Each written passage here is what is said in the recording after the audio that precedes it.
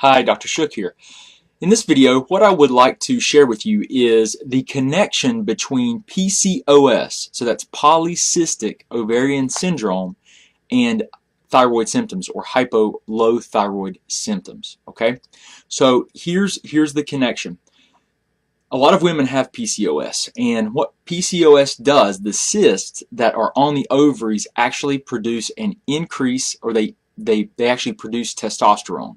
So that is primarily a male sex hormone. Males have more testosterone than estrogen.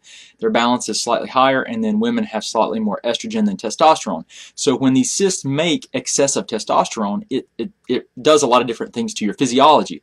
One of the things that you'll see that will happen is that in one of my other videos I talk about these things called thyroid binding globulins. Okay, so they're these proteins in the blood, and they act like taxicabs. Okay, thyroid binding globulins, they act like taxicabs. What they do is when your thyroid makes thyroid hormones T4 and T3, these little thyroid binding globulins, they attach to the thyroid hormone and they take it where it needs to go in the body, and then they release it so that the tissues can use it. Okay, without those taxicabs or those thyroid binding globulins, what would happen is that your body would use the thyroid hormone before it would actually go where it needs to. Okay, before it would get to its final destination. Let's say it's your toe. It's made at your thyroid here. It would never make it to the toe because it would be used by a tissue. Okay, those binding globulins allow it to be transported without being used. So here's what testosterone does to those binding globulins. It decreases the number of them so that you don't have enough of the taxicabs. And what happens is your body cannot use the thyroid hormone the way that it needs to, and it basically creates too much free thyroid hormone. And what that does is it's kind of like taking a watering can and watering a plant so much that the water pours out of the pot. Okay, it just pours over. You're flooding the plant, which is kind of like flooding your cells. The cells get flooded with thyroid hormone to the degree that they become resistant. They cannot use it because it's just too much. It's drowning in it. Okay, it's drowning in it. So the main thing there is that these spikes in testosterone lower the number of those thyroid binding globulins, and remember those are the transport proteins. They're like taxicabs that take the thyroid hormone from your thyroid to where it needs to be used by the tissues.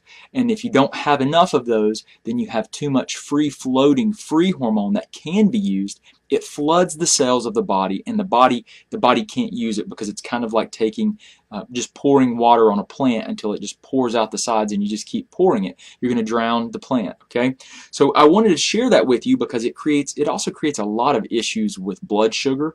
There's a lot of different things that occur, but that is another pattern that I'll see in my practice.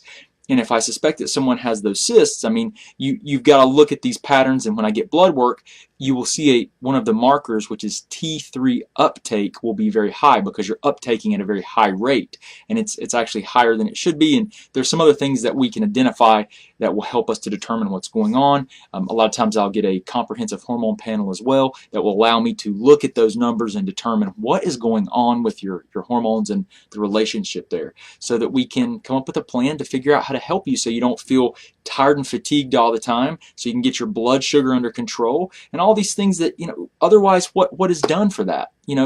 Typically, it's just a very, very inadequate approach to helping people with these problems, because a lot of times your doctors don't realize these relationships because they haven't studied this approach to health.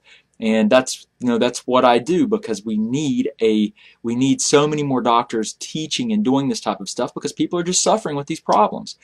Anyway, I kind of digress here, but I wanted to share with you the relationship of polycystic ovarian syndrome to hypothyroid symptoms, how it will increase testosterone levels, make you feel tired and fatigued because your body's being flooded with the hormone to the degree that it can't use it. And it's really important that you understand that. And that's why I order 10 thyroid markers plus an expanded panel on most of my patients. I want to share that with you so that you can become empowered, you can take your health back, and so that you can be your own advocate. I appreciate you taking time to learn about your health and to hear me ramble a little bit. I hope you have a wonderful day. Thanks. Hey guys, Dr. Shook, thank you for viewing our videos. I hope they help you out. If you want to, just subscribe to our channel somewhere here. You can watch a video that YouTube's actually selected for you, so hopefully it'll help you out. If you need any other information or resources, just look in the description. We've got links to our website, to our 9 lab test guidebook, and everything else that we do. I really appreciate you, and I hope you guys have a great